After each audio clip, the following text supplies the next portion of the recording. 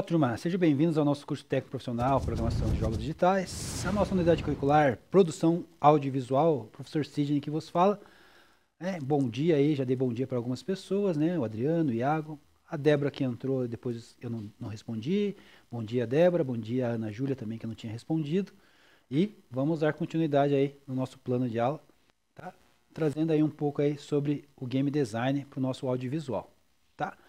Lembrando aí, fazendo sempre paralelo, né, com algumas questões do cinema, com algumas questões literárias, e nós estamos aí na continuidade de como contar história dentro e trazer isso para o audiovisual, tá ok? Duas coisas se caminham juntos, né? Na verdade, não só duas coisas, várias coisas dentro da programação e do audiovisual caminham paralelos ali. Vamos trazer esses paralelos aí para dentro da nossa aula, ok?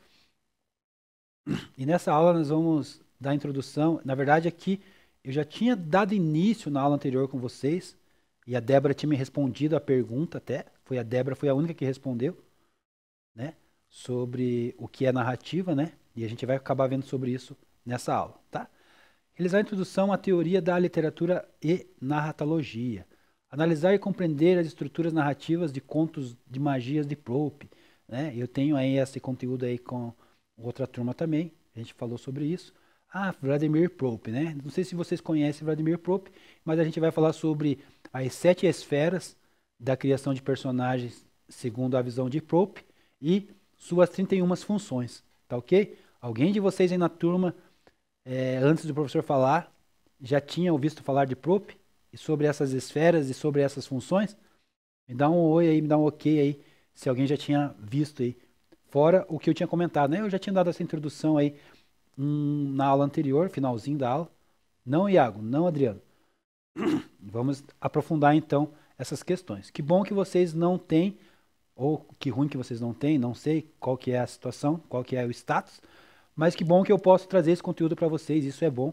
E a gente vai se aprofundar um pouco mais, trazendo isso para dentro dessa contextualização aí do audiovisual, misturando aí a ideia, a mente do criador game design, que a gente caminha junto nessas perspectivas aí de construção, de criação de obras, né?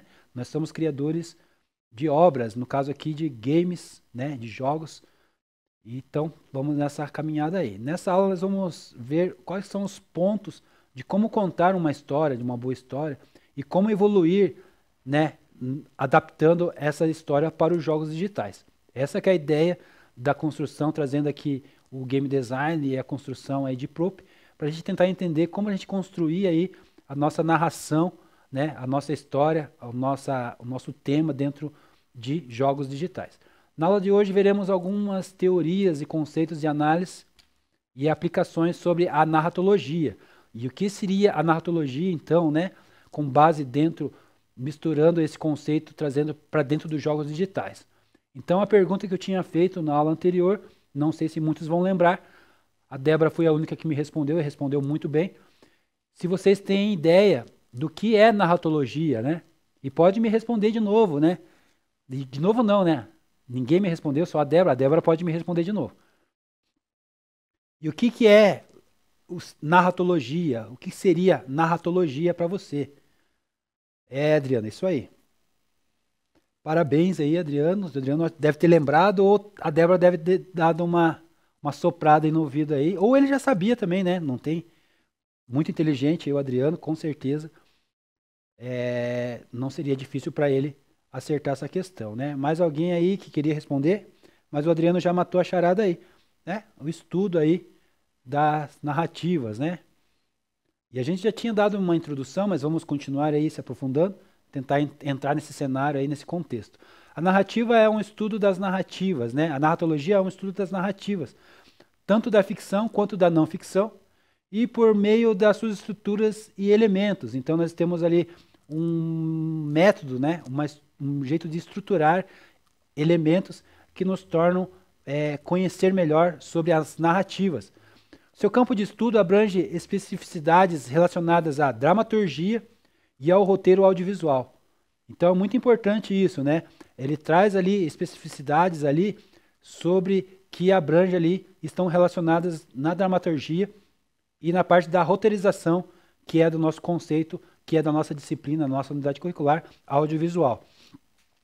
Consolidou-se, então, como uma ciência, após significativos avanços aí de pesquisadores, principalmente pelos franceses, e algumas teorias surgiram aí através da literatura por Gerard Genet e o escritor Roland Barthes. E é a escola formalista lá, russa, a escola formalista russa, com Gramsci e o próprio Vladimir Prop, o qual a gente vai falar e tratar nessa aula de hoje, tá ok? E contando as histórias, como a gente vai entender esse conceito, esse mundo aí de contar a história, mas antes de a gente entender narrativas e como a história acontece, a gente vai tentar entender aqui como que começou, né, as abordagens iniciais. Então, antes de a gente abordar histórias e narrativas, é importante a gente discutir sobre aspectos e conceitos da literatura no conceito narrativo, né? O que é a narrativa dentro da literatura, ok? Então, a literatura ela é uma arte, como a arte nossa aqui de criar também, da audiovisual, do game design, dos programadores, do cinema também, né? É uma arte. A literatura é uma arte de linguagem ou palavras como matéria-prima. Então, a matéria-prima da literatura é palavras, construindo ali, por meio dessas matérias-primas, as palavras, uma história por meio de expressões, né? Através de expressões traz emoções e ideias através desse contexto, desse conceito aqui, dessa matéria-prima, as palavras. De forma resumida, nós podemos definir que a literatura ela é uma forma de manifestação da linguagem que busca, entre outras finalidades, a expressão estética, ok? Em outras palavras, é considerado literatura um texto. Além de ser considerado um texto, é uma linguagem ou um discurso que não apenas comunica algo, mas também constrói um discurso belo, envolvente e que um nível sensível humanamente profundo. Então esse é o poder da literatura aí nas nossas vidas, tá? Então esse é o resumo aí da gente entender o que é literatura antes de a gente entrar em profundo o que é história e o nosso tema de hoje, narrativas, ok? Falando de histórias, né? Vamos falar de Aristóteles e a Poética. É uma obra de Aristóteles. Não sei se eu tinha perguntado para você já sobre essa obra, né? Mas alguém aí conhece ou já leu essa obra. Princípios e conceitos da narrativa têm as suas raízes nos pensamentos de Aristóteles. Então, o principal aqui, o fundador, né? O responsável aí pelo conceito das narrativas é esse filósofo grego, nascido lá em 384 a.C. E a estrutura clássica da narrativa foi formalizada na sua obra A Arte Poética ou apenas Poética. Então, ela é a arte poética, mas conhecida mesmo como poética, que é um dos primeiros estudos sistemáticos aí da literatura. Então, o grande filósofo aí grego trouxe essa questão aí, esse conceito da narrativa para nós. Tá? Na poética, Aristóteles analisa os componentes e a natureza de diferentes formas literárias. Ele traz, através dessa literatura dele, dessa obra, ele traz obras como tragédia, comédia e epopeia, destacando-se dispositivos mais eficazes para atingir o objetivo específico de cada uma. Por exemplo, aqui, o filósofo chama atenção para a ineficiência do recurso narrativo conhecido como Deus ex machina. Né? Não sei se vocês já ouviram falar desse contexto, desse conceito, desse recurso, Deus ex machina, na construção progressiva e unitária dos eventos.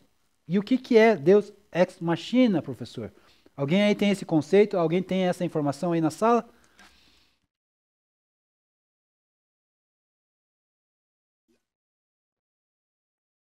Boa, Iago. Boa. Iago conectado aí. Iago, você já leu alguma coisa de Aristóteles e conhece essa obra poética dele?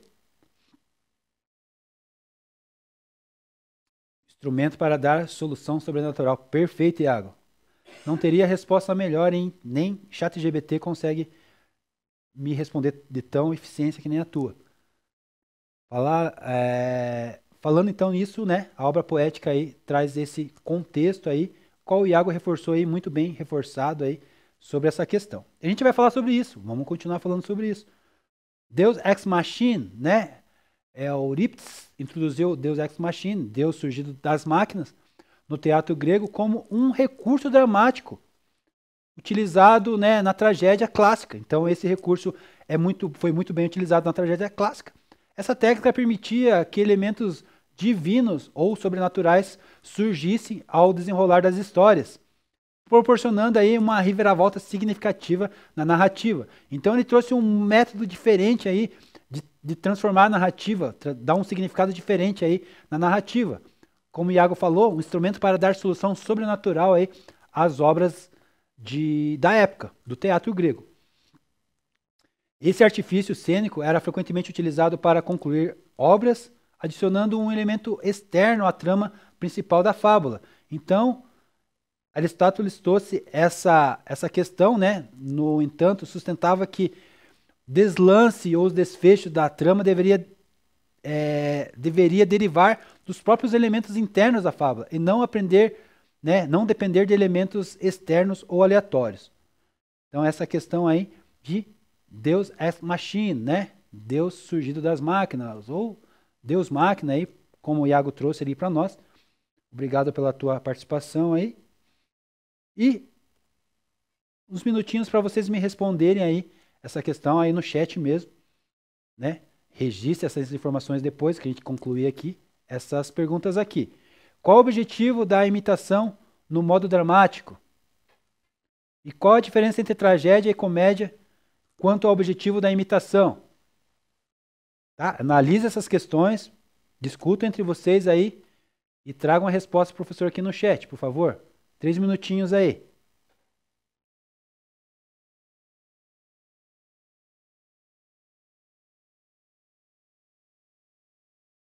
Olá, turma. Me respondam. Ninguém me respondeu. Esqueceram do professor. O professor até fez confusão aqui. Abriu, fechou o slide. Qual o objetivo da imitação no modo dramático? Qual a diferença entre tragédia e comédia?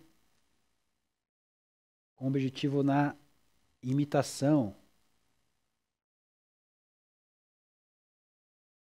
Bora lá? Os 3 minutos já deram.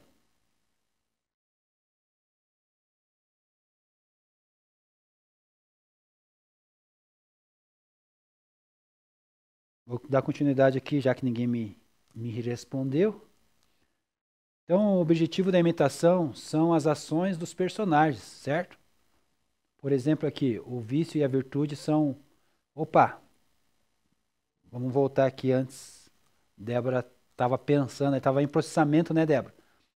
Débora e Adriano responderam, discutiram junto e responderam. A1. No gênero dramático, a imitação tem como objetivo representar as ações e situações na vida real, seja através de comportamentos, imitações e etc. Obrigado, Débora. Obrigado, Débora e Adriano, né? Obrigado porque vocês salvaram aí a pergunta do professor, né? O Adriano, resposta 2 aí da Débora e do Adriano. A principal diferença entre tragédia e comédia em relação ao objeto da imitação é o fato de que a tragédia geralmente é a mais séria, provocando sentimentos de terror, piedade, etc. Já a comédia possui um certo alívio cômico, seja por meio de críticas sociais ou piadas e etc. Muito bem formulada a resposta de vocês aí. Então, obrigado aí pela Débora e pelo Adriano. Vamos dar continuidade aqui.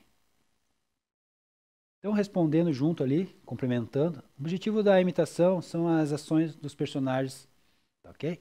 O vício e a virtude são responsáveis pela distinção do caráter e em bom ou mal. Que por meio dessa diferenciação aí, desenvolverá a narrativa melodramática, desculpa. A narrativa melodramática. A questão 2, complementando a resposta de vocês aí, drama em sua etimologia grega significa ação. Na comédia, os homens são representados como piores do que são na realidade, enquanto na tragédia são representados melhores. Ok? Essa é a questão aí da diferenciação aí da nossa questão. Trazendo um pouco aí sobre Vladimir Pope, qual é o que a gente vai falar, sobre algumas funções aí dele aí, sobre algumas características. Então, a gente vai falar sobre ele, uma pequena introdução aqui sobre, né, a literatura, falamos agora sobre a literatura, falamos um pouco da parte da história, e daí nós vamos voltar na parte da narratologia agora, então, tá? Mas antes de a gente começar, a gente vai falar um pouco do escritor e o antropólogo aí, estruturalista teórico russo, né? O russo Vladimir Propp, né? Tá. Fez parte do chamado formalismo russo, conhecido como uma escola de crítica literária estabelecida na Rússia entre os anos de 1910, 1940, tá? Então aqui vai fazer parte aqui da nossa construção da parte do conhecimento da literatura. Daqui a pouco a gente chega lá na narratologia, tá? Então considerado essa pessoa aqui, o Propp, né? A gente pode chamar ele de Propp, considerado um dos expoentes da narratologia, tá? Não é o Vladimir Putin, né? É o Propp, tá? Não se confunda. Esse aqui não tem nada a ver com a guerra, mas sim com a narratologia, tá ok? Então é bom aí para vocês lembrarem qual Vladimir a gente está falando, né? Morfologia do conto de Vladimir Propp, né? Aí a gente já tinha perguntado no começo da nossa aula se alguém conhecia aí essas questões, alguém conhecia Vladimir Propp, e a gente viu o retorno aí da grande maioria, pelo menos uns 3 me responderam ali, que quem responde é a maioria, né? Quem não responde aceita aí as respostas de quem respondeu. Então, Propp demonstrou que os seus contos populares se constituem sempre em torno de um núcleo simples. Então, aqui está simples, ele sempre fala que está resumido ali, está constituído em torno de um núcleo simples dentro da narrativa jornada. Então, é importante a gente entender aqui já esse princípio dele, né? Está dentro de um núcleo simples. E é dentro da narrativa jornada, né? Então, existe uma narrativa que ele trata como narrativa jornada, onde se resume no herói. Então a narrativa jornada, ela se resume no herói. O herói é o personagem principal, né? Então a gente pode chamar aqui o nosso herói de personagem principal. Ele tem uma ação com o fim de atingir um objetivo. Então todo personagem tem uma ação com o fim de atingir um objetivo, satisfazendo alguns sentimentos, né? Alguns objetivos próprios, que é desejo, que é dano e que é carência, né? Então, satisfaz o desejo reparando um dano ou superando uma carência. Essa que é a ideia aqui da narrativa da jornada de Vladimir Propp, que em torno de um núcleo simples gera a narrativa da jornada. No fim, esse personagem terá uma grande transformação diante da sociedade do conto, como um exemplo aqui, a empregada que vira princesa, o famoso sapo que vira príncipe, são histórias aí que a gente conhece desde pequeno, que são contadas para nós. Ok? Então, dentro desse núcleo aí, a gente conheceu aí a morfologia de conto de Vladimir Propp. Vamos lá continuar? Então, registre aí essas informações aí, tira print, faça o que você achar melhor. Mas é importante você registrar isso. Vladimir Propp afirma que personagens de um conto não têm consistência psicológica, pois só existem em relação a uma esfera de ação, ou seja, aquela que busca, que combate ou que informa. Nós vamos falar das seguintes esferas aqui, ó. São 7 esferas que representam a ação aqui, segundo Vladimir Propp. E é dividida por classe de personagens, agentes da narrativa e a estrutura narrativa de próprio Vladimir Propp, tá? Então, dentro dessa narrativa, nós temos as esferas aqui. O agressor é o que faz mal. Doador, aquele que dá o objeto mágico para um herói, por exemplo.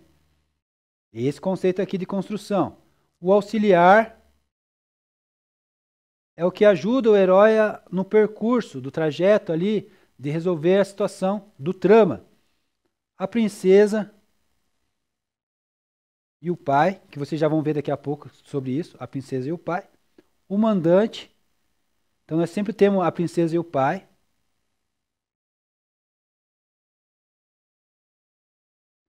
Sempre temos o mandante, segundo o Vladimir, dentro das esferas. Sempre vamos ter o herói. E essas questões aqui nos ajudam a construir, tá, gente? A construir a nossa narrativa, a nossa história. E o falso herói. Tá? Sempre vai ter também, segundo o Prop, aí dentro das 7 esferas, essa estrutura aí da narrativa, tá ok? Então nós temos essa estrutura aí, 7 esferas. Então guarde e registre para vocês aí no seu caderno as 7 esferas, ok? Aqui nós temos uma figura da estrutura narrativa de Prop, né? A partida, o afastamento e o retorno, né? Dentro da partida nós temos dano e carência, né? Temos aqui o vilão, o mago, que é a função aqui que a gente viu atrás aqui do mandante. Nós temos aqui a luta, né? Os heróis. E nós temos aqui a princesa e o falso herói, né? Nós temos aqui o falso herói, reparação. Temos a princesa. E aqui, dentro da princesa, o herói, né? E o falso herói. Tá ok? Então aqui é uma estrutura partida, afastamento e retorno. Dentro da estrutura narrativa de Prop, segundo o Prop. Tá? E quais são as funções e as composições dentro disso? Vamos lá, vamos ver sobre as funções. A função do personagem, determinada pelo ponto de vista de seu significado para o desenvolvimento de ações. Então, o ponto de vista aqui é o desenvolvimento de eventos e ações. Essa que é a função. A composição. A composição é sucessão de funções em conto fantasia, não se tratando de esquema arquetípico, nem de conto único que reúne todas as funções. Cada composição aqui, portanto, é única e tem um número de funções variáveis. Então, cada função aqui, composição aqui, portanto, é única e tem um número de funções variáveis. Vladimir Prop alia aqui a narrativa por meio de uma composição considerada estável, definida por funções, né? Enquanto seu enredo é variável e a variável e definida por agentes, tá? Esses agentes são objetos e ações. Essas são as 7 esferas de ação que agrupam 31 funções. Então nós temos aqui 7 esferas, que a gente falou agora há pouco. A gente vai se aprofundar já nisso. E dentro dessas 7 esferas existem funções.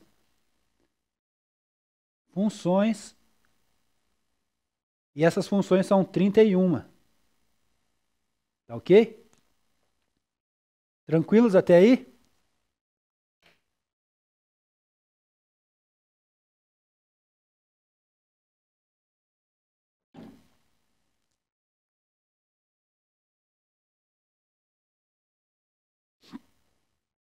Então, quais são essas 31 funções? Já vou colocar, disponibilizar para vocês lá no Class.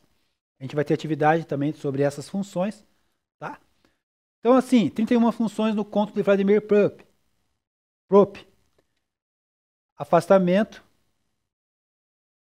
interdição, transgressão, interrogação, informação, ardil, cumplicidade, dano e carência, pedido de socorro, início da reação do herói, partida, primeira função do doador, reação do herói, percepção do objeto mágico, deslocamento espacial, combate, marca estigma, vitória, reparação, regresso, perseguição, salvamento, chegada do incógnito, pretensões falsas, tarefa difícil, tarefa cumprida, reconhecimento, desmascaramento, transfiguração, punição e casamento. Ok? Conseguiram decorar todas as 31 funções? Beleza? Passamos para frente então, já que vocês decoraram. Brincadeiras, né? Nem tem como decorar, nem eu decorei. Então esses documentos aqui detalhados vão estar disponíveis para vocês lá no Classroom. Daqui a pouco eu vou deixar disponível lá para vocês. E trazendo dentro do contexto de personagens, aqui a gente vai ver as questões dos papéis e atributos dos personagens aqui, usando as 7 esferas dentro do jogo do Mario. Acho que na sala todo mundo aí conhece o Mario, né? Então fica mais fácil da gente entender esses conceitos da esfera dentro do jogo do Mario, por exemplo, tá? Então nós temos aqui o papel do Bowser aqui, que é o agressor. Então ele aqui é o antagonista ou malfeitor dessa narrativa. Normalmente está associado ao dano e ao combate e outras formas de desafio ao herói. Então aqui ele é o antagonista, o agressor, né, o vilão aí da nossa história. O doador. O doador aqui, ou o provedor, a gente tem aqui dentro do jogo do Mario. Essa florzinha aqui de fogo, né? Que faz lá o Yoshi cuspir fogo. Nós temos aqui a estrela que dá superpoder de ser indestrutível por alguns minutos, né? Você pode passar por qualquer barreira, por qualquer vilão, com poderes ali, né? E rapidez. E nós temos aqui o cogumelo que faz ficar maior, mais forte, né? Também temos outros cogumelos, né? O verde que dá vida e aí vai. Mas aqui representa aqui o doador, provedor, que prepara e fornece o objeto mágico para o herói. Tá ok? Então essa é a ideia aqui de preparar aqui algo mágico para o herói. Tá ok? E dentro do jogo nós temos aqui, usando a ideia e os atributos das 7 esferas de Vladimir, o auxiliar e o ajudante, né? O Luigi aqui, que é o irmão do Mario, e o Yoshi, né? Nós temos aqui, eles são representantes de auxiliar ou ajudante dentro da trama. Cuida do deslocamento do herói no espaço, ajuda a reparação do dano ou a carência, e no salvamento durante a perseguição. É esse que é o papel dele. Na resolução de tarefas difíceis também, e transfiguração do herói. Então esse é o papel aqui do auxiliar do ajudante, dentro do contexto aqui do jogo do Mario. Se encaixa bem perfeito aqui para a gente conseguir entender um pouco a questão das esferas aqui de Vladimir Propp. Tá? Dentro ainda aqui nós temos mais algumas esferas, vamos continuar. Até aqui tudo bem, turma? Conseguiram compreender aí o contexto, o conceito?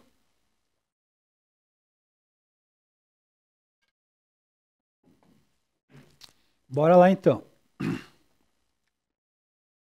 Dentro de papéis e atributos ainda das 7 esferas, nós temos o papel da princesa. A princesa então aqui tem um atributo de figura parenteral. Lembra que a gente falou princesa e pai? Né? São das 7 esferas lá. O personagem, o objeto a ser salvo. Então aqui ela tem esse objetivo aqui, esse atributo, de ela ser o papel que tem que ser salva, que vai atrair toda a trama da narração aqui, da narrativa, para que haja um objetivo final, que é salvar a princesa. Ela apresenta a função da tarefa difícil. Sim, é tarefa difícil, imposição de um estigma, desmascaramento e o casamento. Tá? Aqui então acontece toda essa narrativa em cima da personagem princesa. O mandante, então nós temos sempre o mandante e o mentor. Então aqui nós temos o Toad, né? O Toad, ele é o cogumelo aqui do Mario, representando aqui o mandante ou o mentor, né? Ele ajuda o Mario aqui a ser direcionado ou ensina ele durante a trajetória da narrativa, da história, a compreender aqui qual direção que ele deve ir, né? A direção que ele deve ir é a princesa resolver o problema do casamento e salvar lá, no caso do filme que a gente viu depois, não sei se vocês viram o filme, a função dele aqui era ajudar a princesa e salvar o irmão dele, né? E acabar com o vilão lá, o Bowser. Tá? Mas dentro do jogo existe uma narrativa diferente do que foi trazida no filme, mas eu gostei muito do filme, não sei se quem que assistiu aí consegue dar uma introdução melhor aí para o professor, um ponto de vista diferente. Aí nós temos o herói, que é o Mario, o famoso Mario, né? O que é o que parte a fim de atingir o objetivo, né? Qual que é o objetivo dele? Satisfazendo um desejo, reparando um dano. O dano está aqui na princesa, né? E superando a carência. Tá? Esse que é o papel do herói, personagem herói. Tá? E a gente sempre tem na nossa trama, sempre vai aparecer um personagem que dê a entender que ele é o falso herói. Aqui no caso aqui, né? Nós temos aqui o vilão aqui que é o falso herói, contrapõe o herói, figura sempre negativa com pretensões de engano. Tá bom? É isso aí. Até aqui tudo bem sobre as 7 esferas? Alguém quer fazer algum comentário?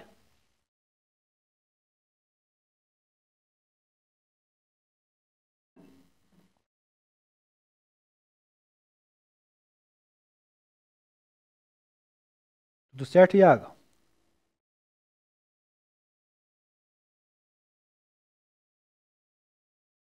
Então, bora dar continuidade. E sobre as funções, então. A gente deixou bem claro aqui sobre as questões das esferas. São as 7 esferas aqui, né? Tá? De Prop. Então, são as esferas de Prop. Vladimir Prop. 7 esferas. E dentro dessas 7 esferas, lembra que a gente falou? Tem as suas funções. E quais são essas funções? São as 31 funções que a gente acabou de mostrar ali nos slides anteriores. Tá? Vamos dar continuidade aqui então. As funções de Vladimir Prop, então, a gente vai tentar entender um pouquinho melhor. Prop explica que, diante a sua estrutura apresentada, pode ocorrer certas variações. Então, vai acontecer variações dentro dessa estrutura, tá, turma? Então, a gente vai entender isso agora. Então, dentro das funções aqui, não estão ligadas de forma única a uma persona, né? Quando a gente cria a persona, não está ligado diretamente a única persona. Ou seja, um herói pode usar de um ardil, né? Então o herói pode se usar de um ardil e não necessariamente sendo prerrogativa do vilão.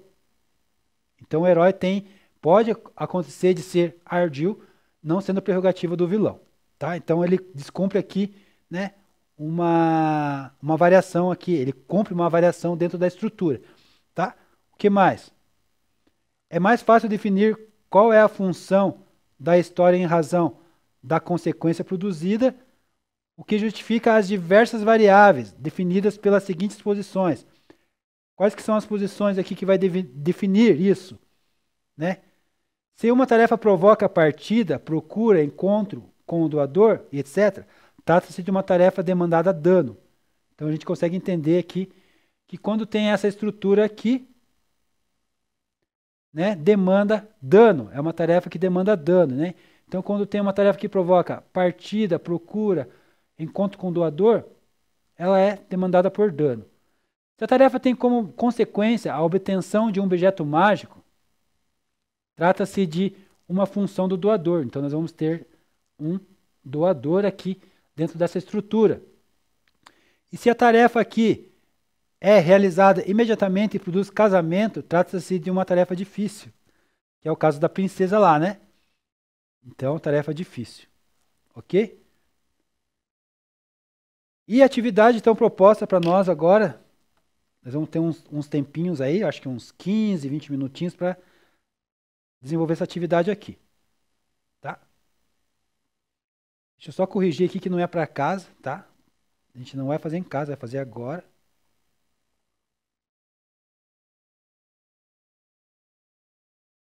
É agora. Então nós temos aqui duas atividades, o modo easy e o modo hard, tá? Eu desafio vocês ao modo hard, mas vocês estão livres para fazer a escolha de vocês, tá? Com certeza o modo hard é muito mais trabalhoso, mas para quem gosta de escrever, quem tem habilidades aí para roteiro, gosta de redação, talvez seja um prato cheio, mas é o nível hard, um nível mais difícil. Aí o nível easy é mais tranquilo. Eu fiz essa atividade contra a turma, né? Quase ninguém quis escolher o hard, né? Então, mas vocês estão livres para isso, tá? Então eu vou liberar a atividade, eu não sei se já está liberado, mas eu vou liberar ali no Class agora.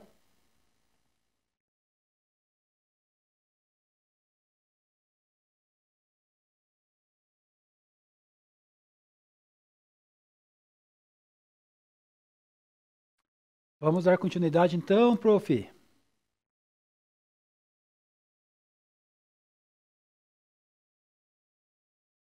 Tudo certo aí?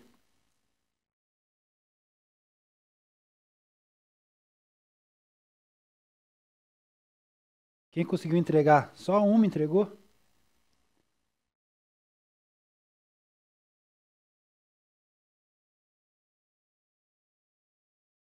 Só a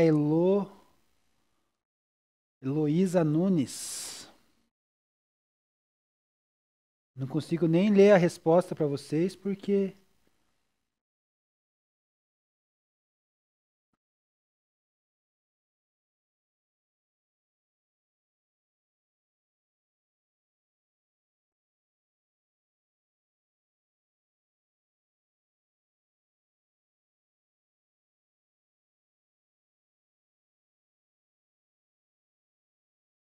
então não vamos misturar as atividades aí, turma. Tem uma atividade 1, atividade 2. A outra atividade a gente vai fazer ainda.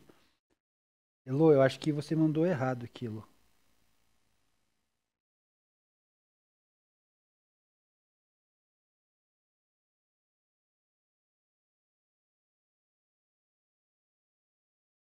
Ah, resenha da jornada do herói. Beleza. Você fez as duas coisas, as duas opções? Me explica aí, Lô, o que você fez.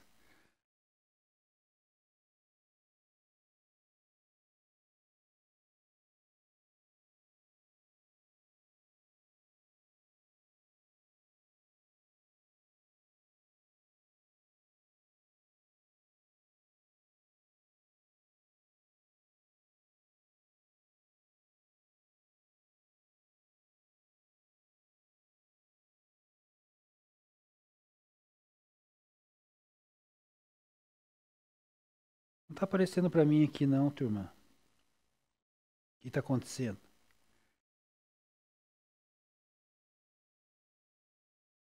Tem uma atividade 2 ali. Estão confundindo as atividades aí.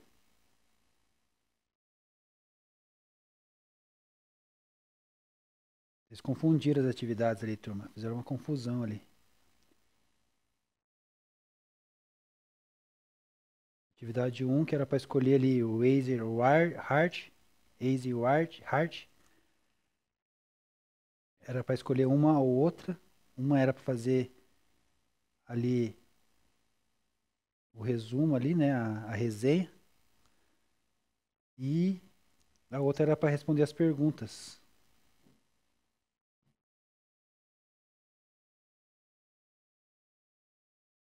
Três personagens, jogos diferentes. Desenvolva uma análise de personagens descrevendo suas motivações principais. Ah, tá certo. A Elo tá certo. A Heloísa tá certa. Com o material dela aqui tá ok. Tá ok? Agora quem mais? A Natália também entregou.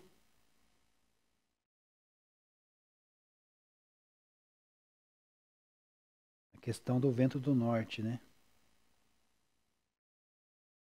A questão do vento do norte é outra atividade lá, turma. A gente acabou misturando as coisas aí.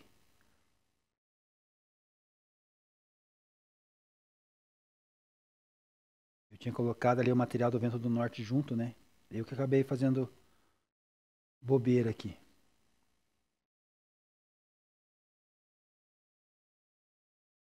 A Elo colocou lá na jornada, já tinha feito, já tinha respondido. Já fizeram as duas atividades, né? E a Natália, a favor, colocar lá na atividade 2, então, Natália. Já que você fez. Eu ia falar da atividade 2 ainda agora na próxima aula, mas você já fez. Eu misturei ali sem querer ali as atividades. Deu maior confusão aí, né? Só que do Adriano não recebi, Adriano. Nem da tua, nem da Débora. Não sei o que aconteceu. Vou dar uma atualizada aqui, ver o que acontece aqui.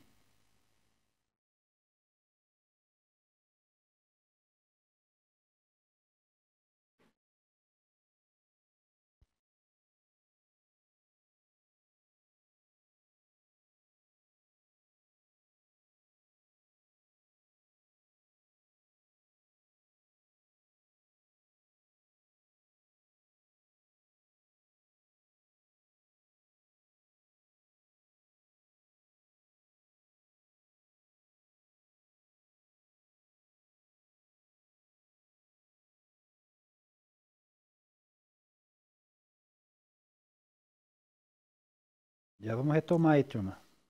O professor se confundiu aqui com as atividades aqui. Tá certo, o que vocês estão fazendo tá certo. Só que só dois me entregaram, tá?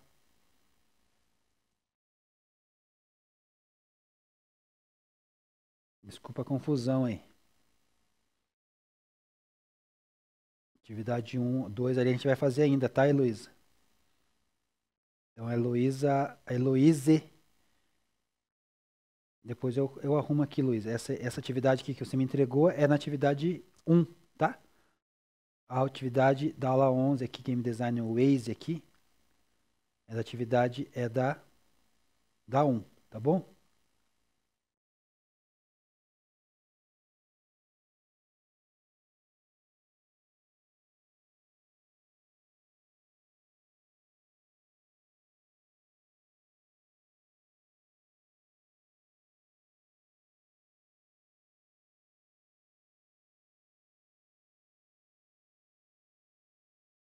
Beleza, agora tá certo. Heloísa, Heloísa e Natália me entregaram só. Tá? Então, tá ok aí, professora Nicole, mas não me entregaram.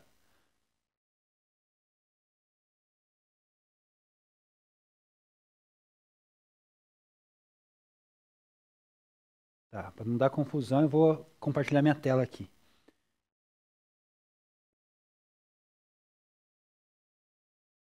Beleza, vamos abrir lá. Então, aqui nós temos aqui, ó, na sala de aula nossa.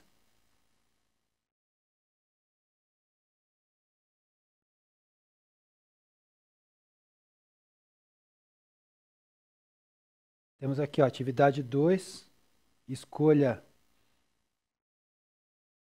easy ou hard, tá? Tem aqui as atividades propostas, aqui os materiais, né? E tem 3 entregues só. Heloíse,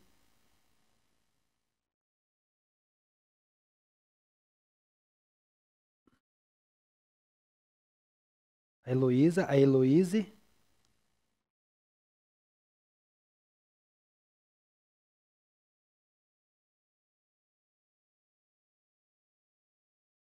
e a Natália.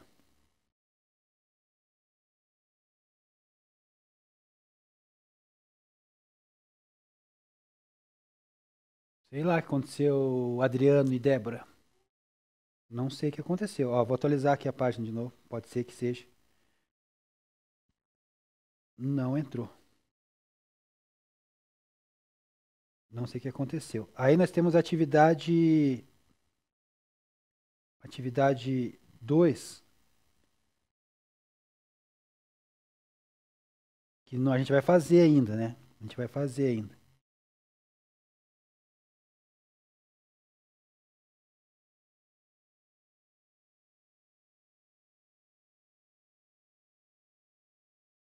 A gente vai fazer ainda, a Heloísa já se adiantou já. A gente vai fazer ainda, turma. Vamos devagar lá. Mas vamos para a aula então. Dá uma, deu uma confusão ali, a gente já se acha já. Eu pedi ajuda da professora Nicole para me ajudar aí. Tentar entender vocês aí.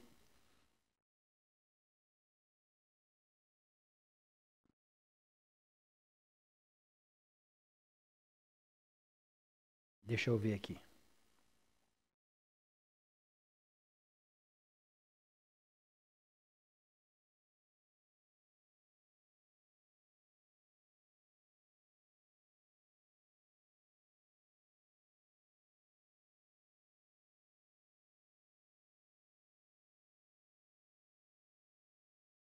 Confusão, né, turma?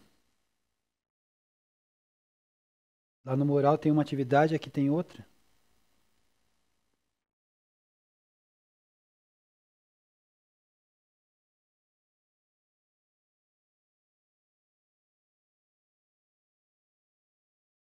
É que vocês entraram pelo mural, né, turma?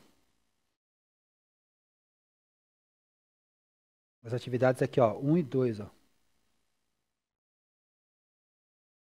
Atividade 1 é a escolha. Daí só tá 3, ó. Heloísa e Natália. Aí essa outra atividade, eu não sei o que aconteceu aqui, que ela apareceu aqui. Não deveria, tá? Daí tá Adriano, Débora, Heloísa e o Rian. Vocês conseguem tirar daqui e copiar para cá? Para essa atividade aqui, ó, que tá a bandeirinha aqui de atividade, ó. Deixa eu mostrar minha tela para vocês aí. De novo, lá. Ó, lá no mural tá assim, ó. Essa atividade aqui, não sei por que que apareceu aqui. Não sei o que aconteceu. Daí tá aqui, Adriano. Adriano, Débora, Luiz e Rian.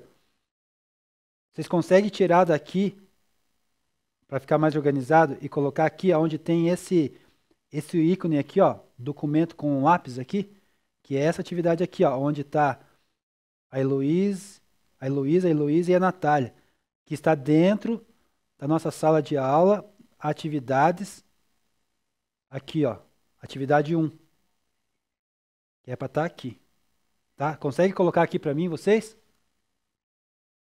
E depois eu vou excluir aquela lá, tá bom?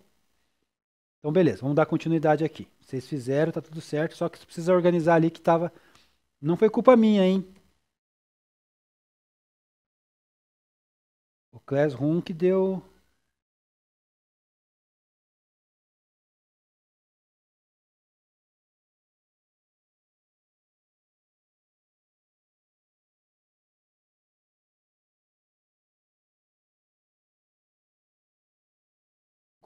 Continuemos então.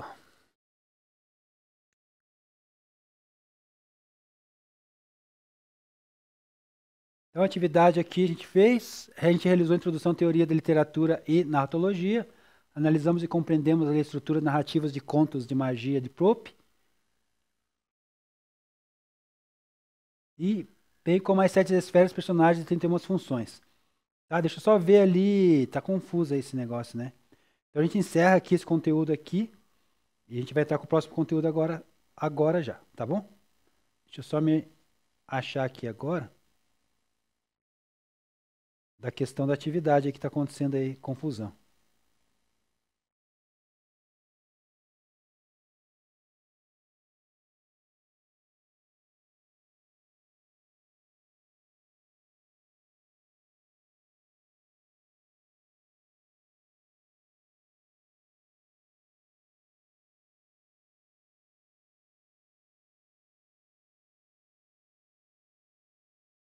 É a mesma atividade, Débora.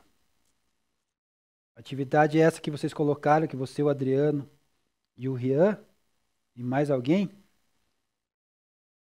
Adriano, Heloísa, o Rian. O Adriano, a Heloísa e o Rian colocaram.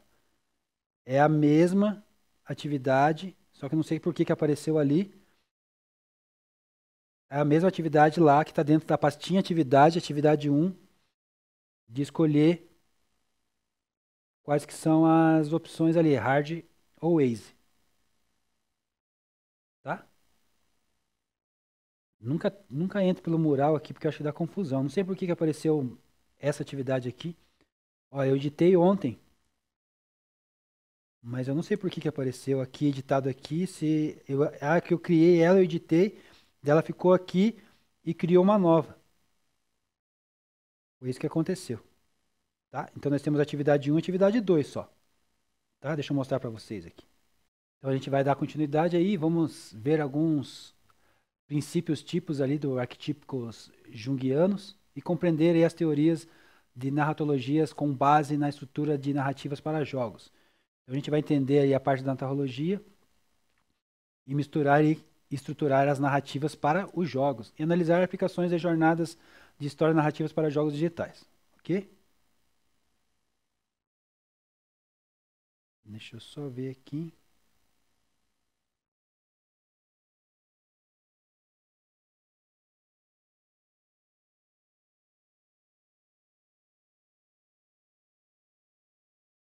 Então é isso. Vamos lá dar continuidade então. É isso aí mesmo.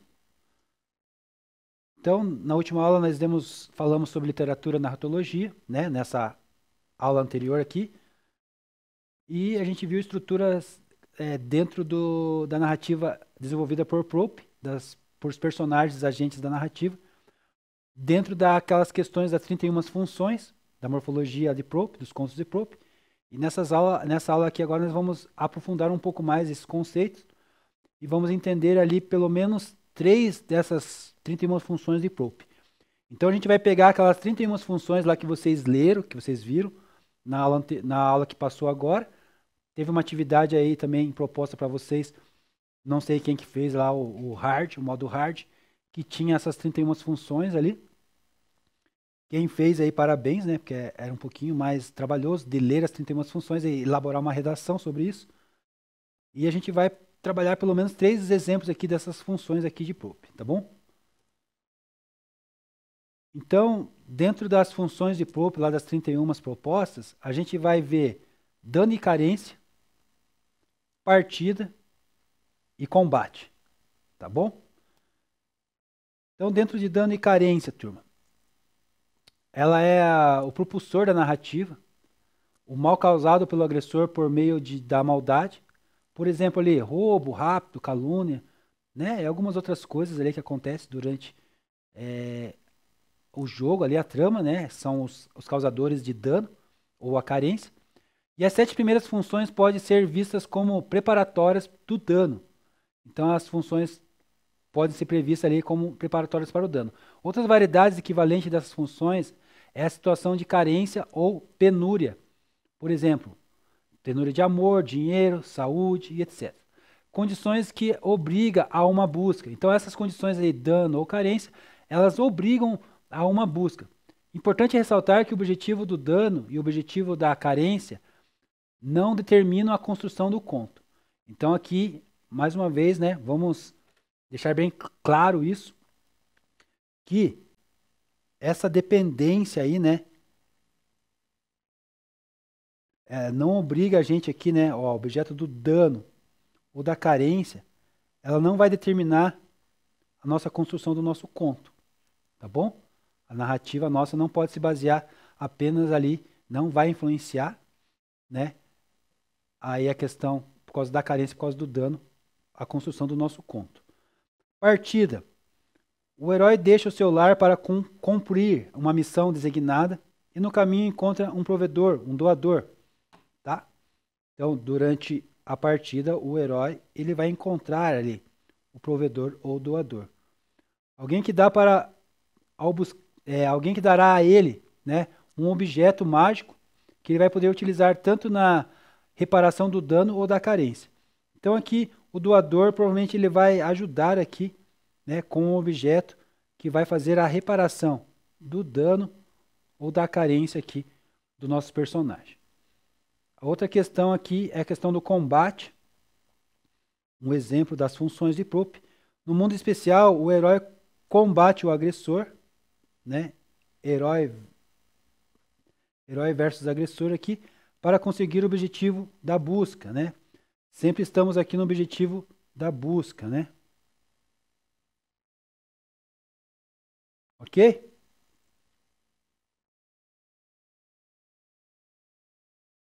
E contando história dentro do conceito aqui do monômito de Joseph Campbell, tá? É a Jornada do Herói de Joseph Campbell. Joseph Joe Campbell é um mitologista, escritor e professor universitário norte-americano. Ele ficou famoso nos seus estudos pela mitologia da narratologia, no seu livro Heróis de Mil Faces. Campbell explora bem esse conceito do monômito, né, na sua teoria, e abrange um ciclo de arquetípico da jornada do herói. Então ele explora, né, o Campbell, ele explora ali o conceito do monômito dentro da jornada do herói. Presente em diversas mitologias e culturas através de diversas mídias também, diferentes mídias também, tá? Então através de culturas diferentes e diferentes mídias também é usado aí esse conceito aqui de monômito, tá? A jornada do herói de Joseph Campbell, ok?